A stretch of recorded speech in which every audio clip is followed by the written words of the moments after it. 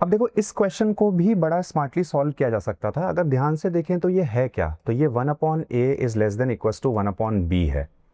अगर मान लीजिए a एंड b दोनों पॉजिटिव हैं और अगर आपको इसको इससे बड़ा करवाना है तो then b should be less than a। भाई डिनोमिनेटर अगर बढ़ाएंगे आप फॉर से क्योंकि दोनों का न्यूमरेटर 1 है, तो जिसका डिनोमिनेटर बड़ा होगा वो नंबर छोटा हो जाएगा, राइट।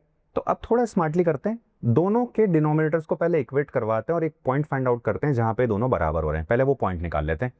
तो अगर ध्यान से देखें तो x plus y is equal to 2x minus 3, that means x is equal to 8 is that point जहां पे दोनों बराबर होंगे।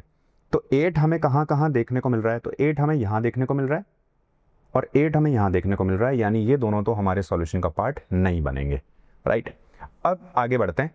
तो 3/2 से 8 के बीच में इसने ब्रेक किया हुआ है, वो इसलिए किया हुआ है क्योंकि अगर आप x की जगह 3/2 डाल देंगे तो इन दैट केस ये हमारा जो इसका denominator that will be 0 and 1/0 is not defined, इसलिए 3/2 पे इसको स्प्लिट किया हुआ है।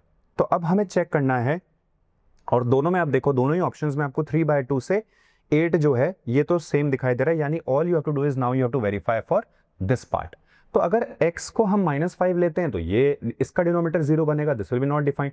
तो यानी -5 से छोटा नंबर लेकर के देखते हैं क्या ऑब्जर्व करने को मिल रहा है।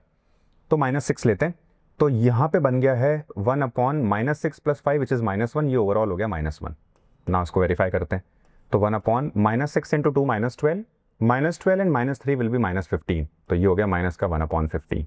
और हमें पता है जब दोनों नंबर्स नेगेटिव होते हैं तो जिसका मैग्नीट्यूड बड़ा होता है वो नंबर ओवरऑल छोटा होता चला जाता है, यानी -1 जो है ये -2 से बड़ा होगा, राइट।